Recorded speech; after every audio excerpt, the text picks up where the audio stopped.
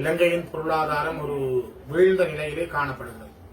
குறிப்பாக இலங்கையினுடைய பெருந்தோட்ட பொருளாதாரங்கள் பெரிய அளவில் இலங்கைக்கான அந்நிய செலாவணியை பெற்றுத்தரக்கூடிய வகையிலே இல்லை. ஆக சுற்றுலா பயணிகளுடைய வருகையை மட்டும்தான் அவர்கள் பார்த்திருக்கிறார்கள். அதுவும் கூட பல வகையான குறைகள் குற்றங்களோடு நடைபெற்றுக் கொண்டாலும் இலங்கையினுடைய வருமானத்தில் ஒரு பெரிய பங்கை இப்பொழுது சுற்றுலாத்துறை மட்டும்தான் வகிக்கின்றது.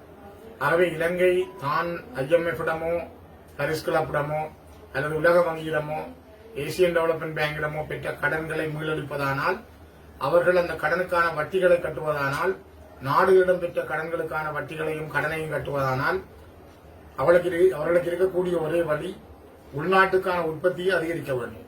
உள்நாட்டிலே இருக்கின்ற உற்பத்திகளை அதிகரிக்கக்கூடிய உடனடி வழிமுறைகள் இல்லை. இம்முறை நெல் உற்பத்தி கூட இலங்கையில் வீழ்ச்சியை கண்டிருக்கிறது. கடும் மழை காரணமாக நெல் உற்பத்தியிலே கடுமையான நோய் தாக்கம் விவசாயிகளை கடுமையாக பாதித்திருக்கிறது. ஆனால் இவற்றை கடந்து அடுத்த விவசாய செய்திகளும் விவசாயிகளை பொறுத்தவரை ஒரு பின்னடைவை கொடுத்திருக்கிறது. இவற்றையெல்லாம் தாண்டி இங்கிருக்கிறவர்கள் முன்னேறுவது என்பது மிகப்பெரிய பெரியத்தனமாக உண்டு. இலங்கையிலே கைத்தொழில் துறையிலே பெரிய முன்னேற்றங்கள் ஏற்படவில்லை. ஆடை தொழிலும் இலங்கையினுடைய வரலாற்றிலே மெல்ல மெல்ல வீழ்ச்சி கண்டு கொண்டு போகிறது. ஏனைய தொழிற்சாலைகளை இயக்குவதில் அரசாங்கத்துக்கான நிதி பற்றாக்குறை உண்டு. இவ்வாறான பல விடயங்கள் அரசினுடைய பொருளாதார உயர்நிலையை கேள்விக்குட்படுத்தி இருக்கிறது. இந்த நிலையில் இலங்கை அரசு ஈழத்தமிழர்களுடைய பிரச்சனையை தீர்ப்பதற்கு, இந்த நாட்டில் இருக்கின்ற இனப்பிரச்சனையை தீர்ப்பதற்கு ஒரு தெளிவான எண்ணத்தையும் சிந்தனையை, கிளீன் ஸ்ரீலங்கா என்பது போல ஒரு கிளீன் பிரச்சனைக்கான கிளீன் திட்டத்தை அவர்கள் கொண்டு வருவார்களே ஆனால், உலகமெல்லாம் வாழுகின்ற தமிழர்களுடைய நிதியுதவியோடு வடக்கு கிழக்கு மாகாணங்களுக்கான ஒரு புதிய அபிவிருத்தி நிலைகளை உருவாக்க அரசாங்கம் தயாரானால், அந்த அபிவிருத்தி என்பது இலங்கையின் பொருளாதாரத்திலும் ஒரு மாற்றத்தை கொண்டு வரும். அந்நிய செலாவணியை பெற்றுத்தரும். இங்கு இருக்கின்ற பல தொழிற்சாலைகள், குறிப்பாக மட்டக்களப்பு மாவட்டத்தில் இருக்கின்ற வாழைச்சேனை காகித தொழிற்சாலை, முல்லைத்தீவிலே உள்ள ஒட்டி சுட்டான் ஓட்டு தொழிற்சாலை, கிளிநொச்சியில் இருக்கின்ற ரசாயன தொழிற்சாலை, கிளிநொச்சியில் இருக்கின்ற குறிஞ்சாத்தீவு உப்பளம், யாழ்ப்பாணம் காங்கேசந்துறை சீமேந்து தொழிற்சாலை, இவ்வாறான பல தொழிற்சாலைகள் இன்னும் இயங்க முடியாமல் உண்டு. அதனை விட பல சிறு சிறு கைத்தொழில்களாக இருந்த கண்ணாடி தொழிற்சாலைகள் அல்லது ராட் கம்பெனிகள் என்பதெல்லாம் மூடப்பட்ட நிலையில் உண்டு. இவற்றை செய்வதற்கான தகுதி நிலைகளை அல்லது பணபலங்களை புலம்பெயர் நாடுகளில் இருக்கின்ற பல அமைப்புகள் அல்லது தமிழர்கள் கொண்டிருக்கிறார்கள். அவர்களை கவர்ந்து வரவழைத்து அவர்களுக்கூடாக இதற்கான நடவடிக்கைகளை அரசாங்கம் மேற்கொள்ளுமானால் அது இந்த நாட்டுக்கான பொருளாதாரத்தினால் ஒரு வெளிப்பாய்ச்சலை கொடுக்கும். ஒரு பெரிய நிதி பாய்ச்சலை அது தரும். அந்த வெளிப்பாய்ச்சல் உள்வருகின்ற நிதி பாய்ச்சலை அதிகரிக்க வேண்டும் என்றால் அரசாங்கம் மேற்கொள்ள வேண்டிய உடனடி நடவடிக்கை, என்ன விடயங்கள் இருந்தாலும் இந்த நாட்டில் ஊறிப்போய் இருக்கின்ற 80 ஆண்டுகளாக கிடப்பில் இருக்கின்ற இனப்பிரச்சனைக்கு இதய சுத்தியோடு ஒரு பிரச்சனை தீர்வை அடையாளம் காண்பார்களானால், அதிலும் இப்பொழுது இருக்கிற பெரும்பான்மை பலத்தோடு இருக்கிற இந்த அரசு அந்த அடையாளத்தை காணுமானால் அது மிகப்பெரிய மாற்றத்தை இலங்கைக்கு கொடுக்கும்.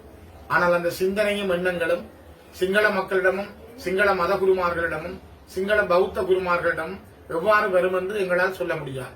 ஏனென்றால் இன்னும் அவர்கள் அந்த பௌத்த இதிகாச சிந்தனைகளுக்குள்ளேயே நின்று இந்த இனப்பிரச்சனையை பார்க்கின்றார்கள்.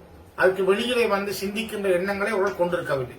தமிழர்களுடைய பிரதேசங்களில் அவர்களுக்கான நிதி அதிகாரம், காணி அதிகாரம், போலீஸ் அதிகாரம் வழங்கப்பட்டு அவர்கள் இந்த நாட்டுக்குள்ளே ஒரு சுயாட்சியுள்ள சமூகமாக மாறுகின்ற பொழுது அது இலங்கையின் பொருளாதாரத்தில் ஒரு மிகப்பெரிய பாய்ச்சலை கொடுக்கும். அந்த பாய்ச்சலை, அந்த நிதியினுடைய பலத்தை, அந்த அந்த அந்த அது கிடைக்க போகின்ற வாய்ப்பை இன்று இருக்கின்ற இலங்கையினுடைய தலைவர்கள் பயன்படுத்துவார்கள். ஆனால் அது அவர்களுக்கான மிகப்பெரிய வரப்பிரசாதமாக மாறும்.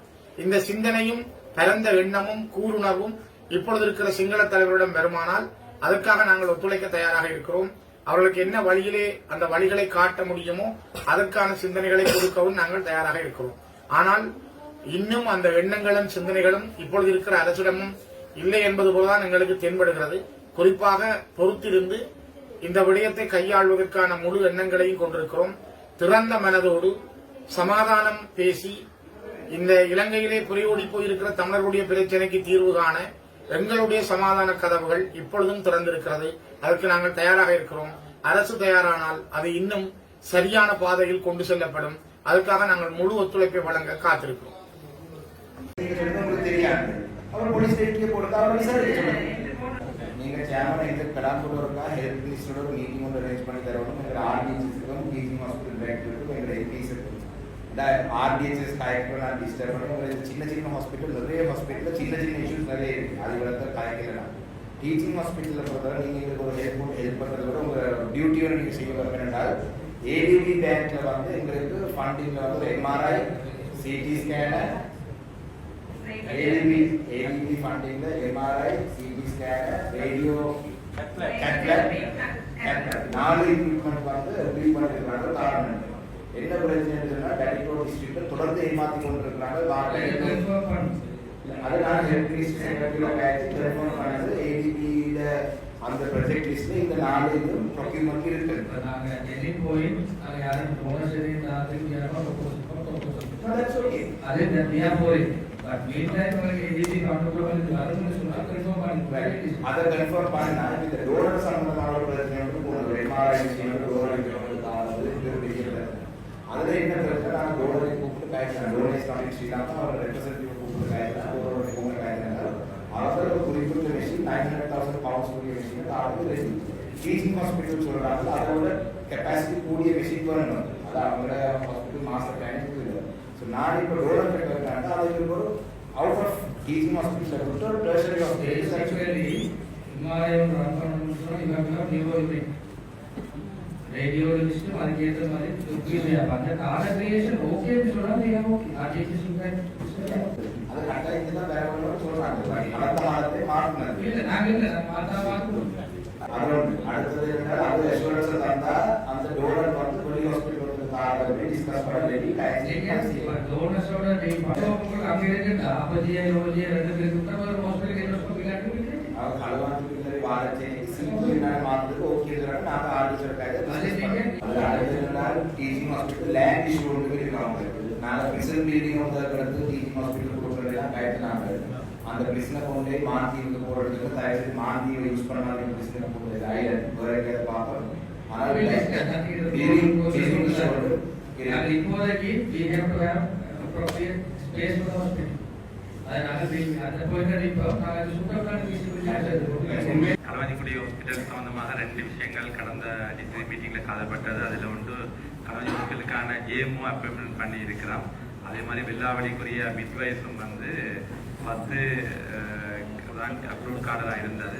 நாங்கள் அடிஷனலாக அதில் தேவை கருதி அடிஷனலாக டெம்பரரியாக 4 பேரை அட்டாச் பண்ணியிருக்கிறோம். 14 பேர் வெள்ளாவளி இதில் இருக்கிறாங்க. இது தவிர களவாஞ்சி ஹாஸ்பிட்டலில் அந்த சர்ஜன் புதுசாக வந்திருக்கிற சர்ஜன் நல்லபடியாக அவங்க கணக்கு சர்ஜரி செய்தவனுக்குறாங்க. அவங்களுக்கு எக்யூப்மெண்ட் கொஞ்சம் தேவைப்படுது. எங்களோட ப்ரொவிஷனல் மினிஸ்ட்ரியால் எங்களுக்கு எண்டோஸ்கோபி எல்லாம் தந்திருக்கிறாங்க. இன்னும் எக்யூப்மெண்ட் தேவைப்படுது. அதில் அந்த வைத்தியசாலையில் ஒரு அங்கே உள்ள வைத்திய அத்தியாட்சியருக்கு நிர்வாகத்துவத்தை இருக்க முடியல தொடர்ச்சியான ஒரு அது ஒரு விதமான 2 பேருக்கு மட்டும் நிர்வாகத்துவத்தை இருக்கும். அங்கே உள்ள ஏனைய வைத்திய அத்தியாட்சியர் உட்பட கன்சல்டன்ஸ் டாக்டர் மற்ற ஸ்டாஃப் அவர் வந்து அந்த பொருத்தமான வகையில் அவர் நிர்வாகத்தை செயற்படாமல் மற்றவர்கள் அச்சுறுத்தி கொண்டிருக்கிற மாதிரி ஒரு கம்ப்ளைண்ட் உண்டு.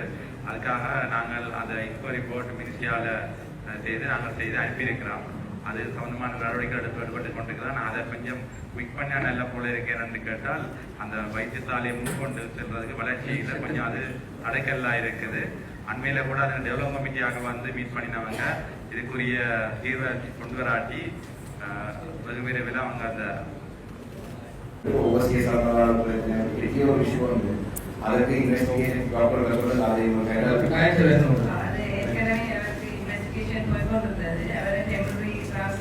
பனிஷ்மெண்ட் ஹாஸ்பிட்டல் இருக்கிறவங்க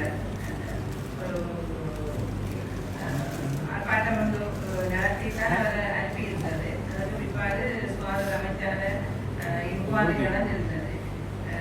அவர் இல்லாத வரைக்கும் பெரிய பிரச்சனைகள் ஒன்றும் இருக்கல. திரும்ப அவர் ரிப்போர்ட் பண்ணியிருக்கிறார். சோசியல் மீடியால வந்து ஹாஸ்பிட்டல் ஸ்டாஃப் சொன்னதா கொள்ள நீங்க சொல்லுங்க.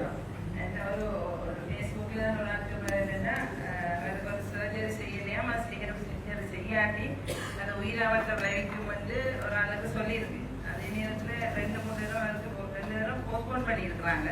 இந்த முறை கடந்த ஒரு மாத காலமாகத்தான் அந்த மெஷின் வந்து அவுட் ஆஃப் ஆர்டராக இருந்தது. அவருக்குரிய பிரச்சனை என்னன்னா சரியான கம்யூனிகேஷன் இல்லை. அவருக்கு அன்றைக்கு அந்த சர்ஜரியை இந்த மெஷின் அவுட் ஆஃப் ஆர்டராக அவருக்கு உயிர் அச்சுறுத்தல் கொடுத்தாருன்றது நீங்க சொல்றது உங்களுக்கு தெரியாது. அவர் போலீஸ் ஸ்டேஷன்ல போடுறதா அவர் விசாரிச்சு போட்டி அப்ப அதோட விசாரிச்சு යවල තියෙනවා. මොකද අපිට ෆැසිලිටිස් නෑ හොයාගන්න. යාලට යවල තියෙනවා ඒක මට